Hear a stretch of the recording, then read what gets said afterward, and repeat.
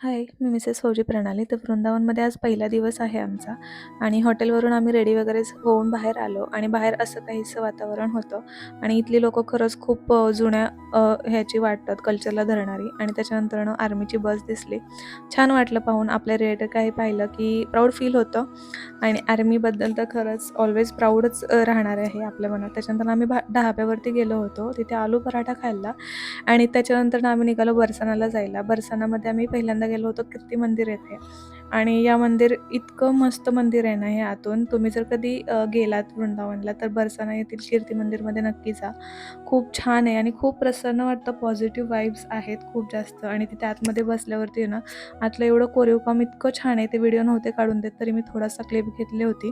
त्याच्यानंतर आम्ही आलो श्री लाडलीजी मंदिर बरसाना येथे आणि आम्ही रोपवेने जाणार होतो कारण माझ्याबरोबर आमचे आजोबा होते आमच्याबरोबर.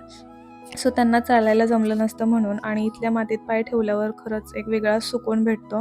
ह्याची अशी कंटिन्यू मस्ती चाललेली असते. त्याच्यानंतरनं आम्ही लाईनमध्ये उभं राहिलो होतो आणि मग आमचा नंबर आला आणि आद्विक जेव्हा 6 महिन्याचा होता तेव्हा आम्ही रोपवेने गेलो होतो रायगडावरती आणि त्याच्यानंतरनं आत्ता आम्ही रोपवेमध्ये बसतोय. तर त्याला आत्ता सगळं समजतं, तर त्याला खूप भारी वाटत होतं.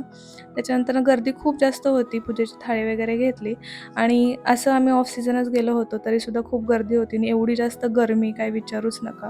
त्याच्यानंतरनं इथे तिलक लावला आणि आद्विकला सगळं असं नवीन-नवीन वाटत होतं. त्यामुळे त्याला अशी क्युरिओसिटी वाटत होती सगळं बघायला. त्याच्यानंतरनं आम्ही गेलो श्री लाडलीजी महाराजांच्या मंदिरामध्ये आणि इतकं मंदिर भारी आहे ना आतून आणि खरंच पॉझिटिव्ह वाइब्स आहेत. खूप छान दर्शन झालं एकदम जवळून आणि मला प्रसाद म्हणून माळासुद्धा भेटली. त्याच्यानंतर आम्ही गेलो होतो प्रियाकुंड येथे जिथे राधाराणीने मेहंदीचे हात धुतले होते आणि अजूनही ते पाणी हिरवं आहे.